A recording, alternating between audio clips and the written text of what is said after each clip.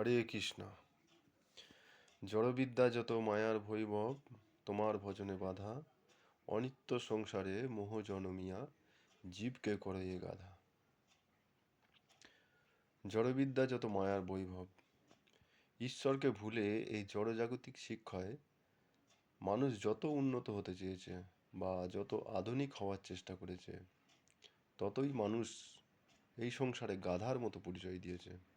অর্থাৎ মায়া তাকে ঘুরিয়ে পেঁচিয়ে সেই গাধার মতো পরিশ্রম করাচ্ছে। তাই শাস্ত্রে বলছে জড়বিদ্যা যত মায়ার বৈভব। এই জড়বিদ্যা হচ্ছে অ্যাকচুয়ালি মায়ার বৈভব, ঐশ্বর্য মায়ার। মানুষকে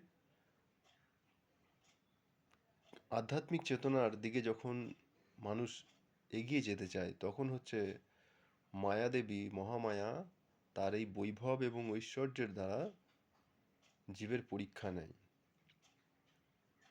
সকলে উত্তীর্ণ হতে পারে না, একমাত্র সুকৃতি বলে সুকৃতিযুক্ত জীব সাধুসঙ্গ প্রভাবে এই জড়বিদ্যা এবং এই বিষয়টাকে বুঝতে পারে। তখন সে হচ্ছে কি যে আধ্যাত্মিক চেতনার দিকে এই জড়বিদ্যাকে তুচ্ছ করে এই মনুষ্য জীবনের একমাত্র সার্থকতা সেই ঈশ্বরের দিকে এগিয়ে যেতে পারে। হরে কৃষ্ণ।